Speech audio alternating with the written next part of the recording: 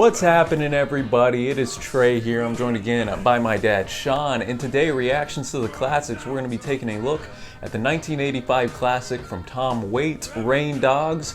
And this video today comes to you suggested by Josh Davis, one of our Patreon supporters. So be sure to give Josh some love in the comments below. He is at the tier where we'll review any album that you suggest to us. So Josh, really appreciate you. Thank you, brother. Suggesting this. It was a fun album to do. I would have never listened to it otherwise, and I'm sure glad I did. So in the comments, be sure to hit Josh up and thank him for that, especially if you're a big Waits fan. And if it's your first time stopping by here at the channel, we take a look back at some of the most classic albums of all time and do detailed track-by-track reviews of them. So that sounds like something interesting to you. Be sure to hit that big red subscribe button, and we're just going to get into this record. It's the 8th studio album for Waits, released in 1985 on Island Records. Went to number 29 in the UK, only 188 in the US, but it's a huge critical success. A loose concept album about the urban dispossessed of New York City, often considered the middle album of a trilogy starting with Swordfishtrombones and ending with Frank's Wild Years.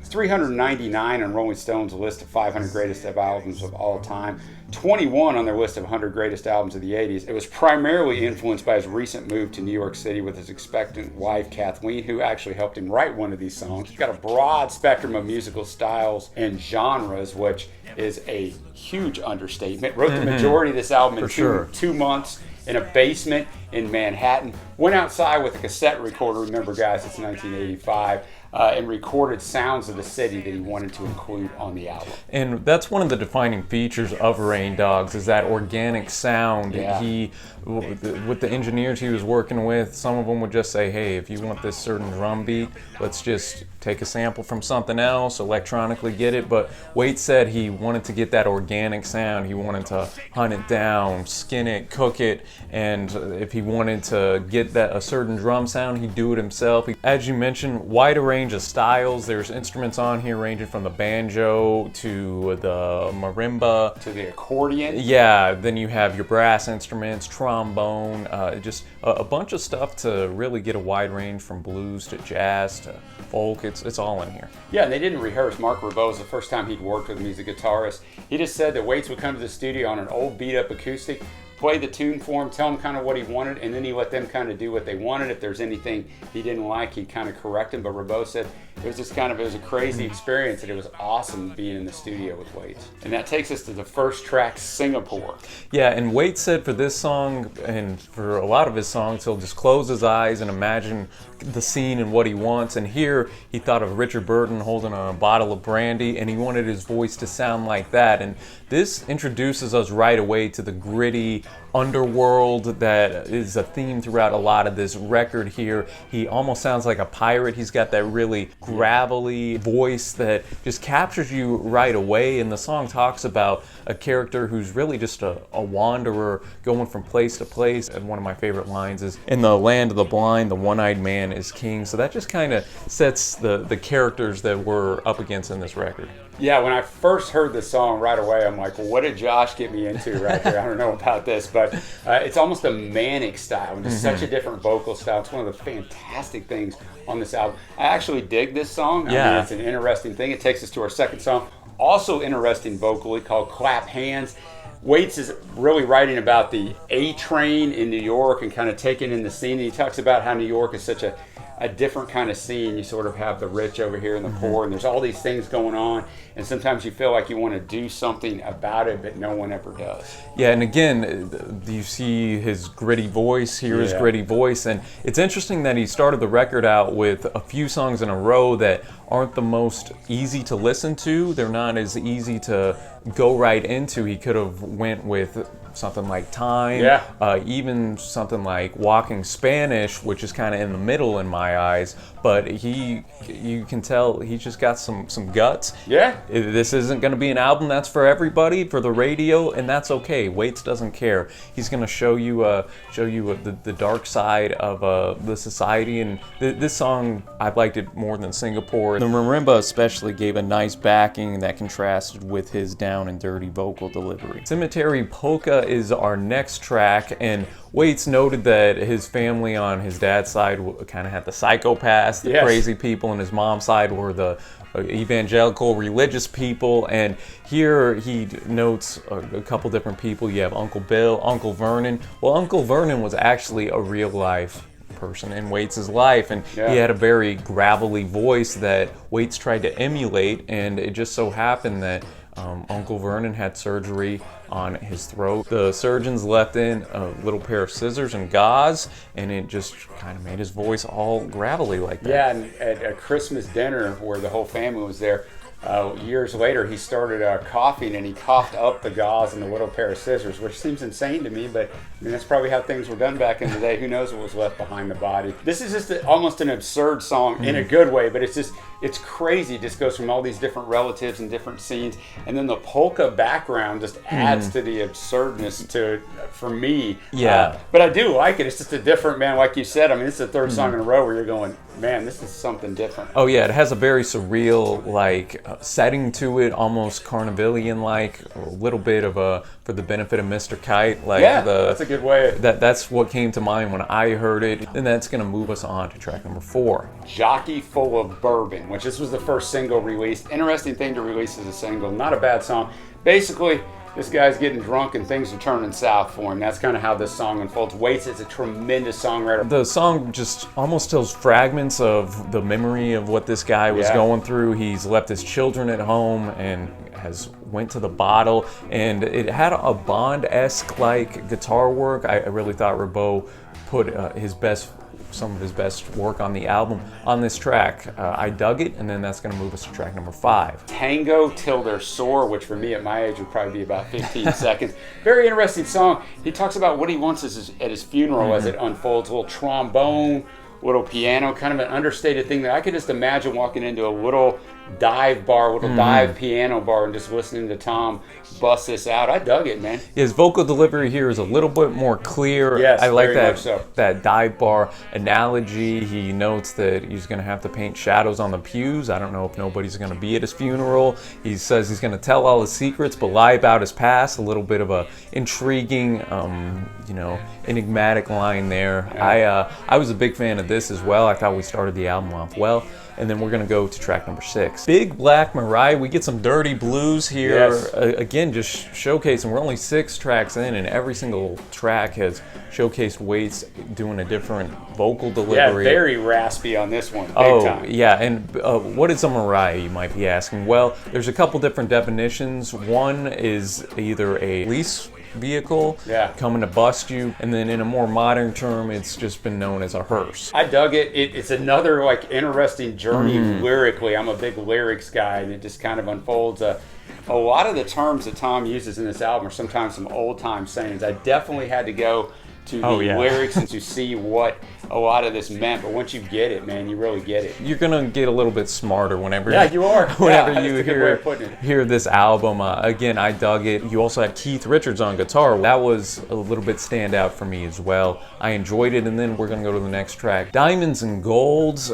This reminded me a little bit of Singapore. It has that adventurous type of theme to it, but it didn't have as much passion for me. This would be one of the lower ones on the record for me. I agree. I'll just kind of leave it at that. I mean, I think they're pursuing diamonds and gold. I don't know why. Maybe for their love. Maybe now it's a little hard to figure out from the lyrics. Just a so-so thing for me. Hang Down Your Head is track number 8. This is the one that was co-written with his wife. Yeah, Kathleen Brennan. And this was released as a single, actually. This is a bit more conventional with the melodies and definitely a little bit more commercial, I'd say. Yeah, I agree. And it's one of my favorite songs on here. I thought they did an excellent job. His love, Marie, has left him, and it's just really broke his heart. One of the lyrics in here, tear the promise from my heart, tear my heart today. You have found another, baby, I must go away. He just really conveys that emotion there. This is the most chilled out song up to this point. Yeah, and he wants her to I think he wants her to show a little bit of remorse or a little bit of sadness because he's so crushed. He wants her to at least pretend, if she's not sad, to hang down her head a little bit. That takes us into, I think, my favorite track, maybe tied for my favorite track, Time. Waits even talked about what's our most precious commodity. It's not money, it's not gold, it's not health, it's time, because you can't get any more of it. Very sparse instrumentation on here. His voice sounds fantastic, man. He's not going for the all-in raspy, although that's an interesting technique as yeah. well. Like I said, this may be my favorite track. Just beautifully written lyrics. The melody here reminded me of the Leonard Cohen classic Hallelujah, which of course the most famous version is by Jeff Buckley. That stuck out to me, and yeah, just those lyrics. It mentions that, you know, history puts a saint in every dream, because we like to look back and think of things almost as better than they were. We look back in time. Yeah, of course. And yeah, I thought this was a beautiful, beautiful song. His songwriting, as you mentioned, Dad, just throughout this entire record is top notch, and that's gonna end the A side Yeah, out. wonderful way to bang it out with those two yeah. songs. Then we're gonna start off the B side with the title track, Rain Dogs. Maybe you're wondering what rain dogs are. They're people who live outdoors. Waite said, you know, after the rain, you see all these dogs that seem lost, wandering around. The rain washes away all their scent, all their direction. So all the people on this album are knit together by some way of sharing pain and discomfort. He takes the different aspect of it on this song, where the rain dogs aren't the outcasts from society. They actually are living the life they want to. They said the heck with society, and they're doing what they want. So I thought it was an interesting song. I thought it was also interesting his insight on that's how this album is woven together. Oh, it's, yeah. It's the rain dogs, it's the outcasts, it's people who are sharing pain and grief. And once I read that, you can see it when you look at the lyrics and listen to all the rest of the song. I think it was in the track listing perfectly placed, I do just too. right here in the middle of the record. It mentions in the lyrics the rain dogs. They've always been this way. Yeah. They've always been a little bit crazy, so to speak. And I think that's one of Waits' best aspects. Just from, you know, this is the first time we've heard him, but he takes you down to maybe places you don't want to go. Takes you down to the, you know, the nitty gritty of society, of what he's familiar with, and even if you don't want to see what's around there, he's going to tell you about it, but in a way that you can still understand, even if you haven't been there before. And then that's going to transition us into one of two instrumentals on this record, MIDTOWN. Yeah, it's only a minute long, basically big brass. Also an interesting choice, Trey. Just why is there an instrumental thrown in here? I don't know. I mean, it's fine. It's an instrumental, and, you know. Yeah, it kind of, I think, maybe reminds you of just the hustle and bustle maybe of the New York City. Yeah. That's kind of what I took from it. Maybe just a little breather. And then we go into Ninth and Hennepin, and unlike the New York City imagery that is prevalent throughout really the rest of this record, this is actually taken from an experience that Tom had in Minneapolis. And Waits noted that he was on 9th and Hennepin years ago in the middle of a pimp war, and it always just stuck out in his mind. He was at this donut shop. They were playing Our Day Will Come by Dinah Washington, when these three 12-year-old pimps came in the chinchilla coats, armed with knives and forks, spoons, ladles, and they started throwing them out in the street, which was answered by live ammunition over their heads into our booth. And I knew, quote, our day was here. This is really just like a spoken word type track. I mean, we go from the instrumental to this. And I will tell you one thing about Tom. His voice didn't sound anything like I thought it would. I've never heard him in an interview. Like, his voice just sounds normal when he's speaking compared to that raspy that you get on a lot of these songs. This is an experience, and it goes together. Like, you wouldn't just cue up track number 12 and listen to this, but it works in the experience. For sure, and I think this is just great imagery that he's conveying here. He mentioned here that people are going into this shop, and then there's this girl behind the counter. She has a tattooed tear, one for every year he's away, she said. There's nothing wrong with her that $100 won't fix. I thought that was one of the best lines in the entire record. I dug this one, and then it's going to take us to track 13. Gun Street Girl. It's about a guy who's having trouble with the law. He traces all of these events back to this girl he met on Gun Street, right there on Center Market, right in Little Italy. Wade said, I tried to make it a tale in a tale. There's this girl tied to a tree with a skinny millionaire and a guy coming in to bake her with a pistol.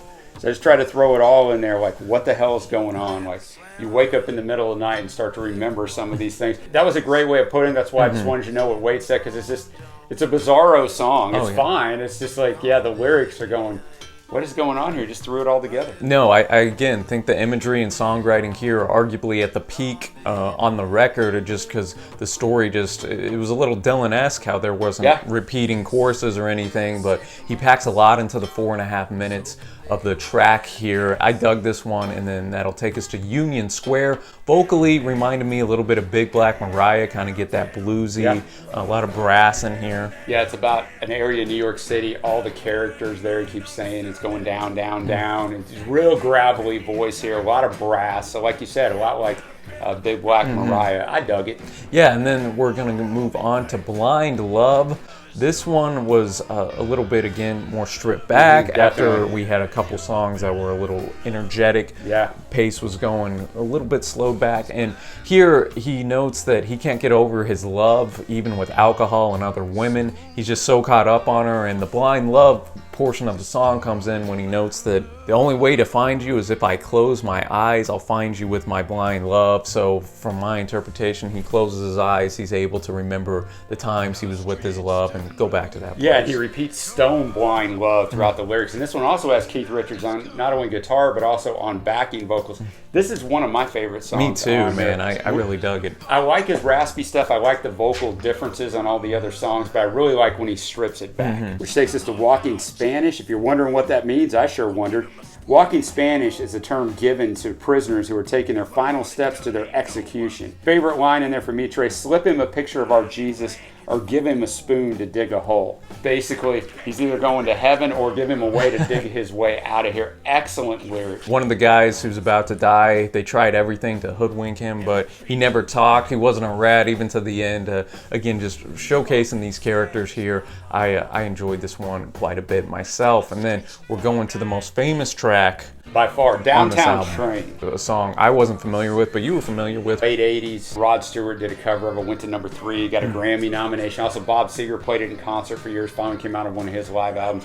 So it's a little different for me in the fact that I knew the song, so to hear somebody else sing it, even though it's Tom's song and he sang it first, but his version, I loved it. I played it on repeat probably 10 times after I'd listened to this album a bunch, so I could get familiar with it. It's my favorite track on here. Well, as I said that in time. But I really dig this fantastic lyrics and just a stripped back, fantastic vocal performance. Yeah, and here the story really is he's out here by the train waving to all the Brooklyn girls. None of them capture his heart, but he wants to see the one not be lonely anymore, you know, and there's a lot of different interpretations that you can take of the track, but what a fantastic song. Definitely, I would say the most penetrable. Like if you were to pick one song to maybe introduce somebody to weights, it'd probably be this one. Yeah, probably would be then bust Singapore. They'd be like, what you just do here? Yeah, exactly. And definitely I can see how this became a hit with a bunch of other artists as well in cover versions. So I dug this, and then after that we get our second instrumental, and again, kind of there's the big brass going in with it. That's why it's a minute 7. It's called Bride of Rain Dogs. I don't know why, but I guess, Tom threw it in there for some reason. And it takes us to the last track, Anywhere I Lay My Head. I can really hear his voice. It's not as stripped back as some of the others, but I enjoyed it. I thought it was a wonderful way to end it. I thought it was a dichotomy between Singapore starting and then the strip back to end it. Oh yeah, what a fantastic, passionate vocal that he came through. His best probably singing on the entire record, I think. And here, this guy's down on his luck, but there is a touch of optimism here. He notes that anywhere I'm gonna lay my head, boys, I will call my home. His luck and fortune have turned from good to worse, but he still is gonna make the best out of the situation he's in. And then last 45 seconds or so, we just go into a big jazz section, which I enjoyed it, even though Tom showed us the grittiness, some moroseness, some down and dirty imagery here. He ends the song on a more, or the album rather, on a more optimistic, upbeat note. This was one of my favorites, which is going to transition us into our favorite tracks. I'm going to have Time, I'm going to have a Downtown Train, and I mean, there's a lot to choose from here. I also liked Walking Spanish just for the story it told. I think that's great. I mean, I already said Time and Downtown Train. Blind Love. Blind Love. Yeah, Blind Love as well. That takes us to our overall grade. Now, this is interesting. There's a ton of tracks, and it is a vocal journey. One thing about this album, we kind of discussed this, you never get bored, right? Because it changes from one thing to another to another. I had to listen to this several times to let it grow on me. I really, really dig it. I think it is fantastic. Oh, yeah. I give it an 8.5. Yeah, I'm going to be right in that ballpark. It took a little bit to grow. You gotta let it simmer on you. Exactly. And this album, I just got to say straight up, it's not going to be for everybody. So some people aren't going to take the time to vibe with what Waits is putting forth. The vocal delivery for some people is just going to be an automatic turn on. But for those that stick with it, for those that go into the stories to see the songwriting. Yeah, to see the storytelling, to really take in all the different genres and musical instruments and styles that are employed here, I think they're going to be well rewarded. I'm going to go an 8.75 on this for me. Really pleasant surprise here. I enjoyed it quite a bit. And again, just want to give you a shout out, Josh Davis. Yeah, thanks, Josh, for throwing it our way, man. Yeah, it was a great record to really dive into, and I'll be looking forward to doing some more weights in the future. Let us know what you think of Rain Dogs down in the comments below, your favorite track. If you would like to have us review an album, you can check out our Patreon link down below. And I guess, Dad, appreciate the research. Oh, yeah, it's fun. It's a lot of fun. As always, y'all, and until next time, happy listening, my friends, and we will see ya.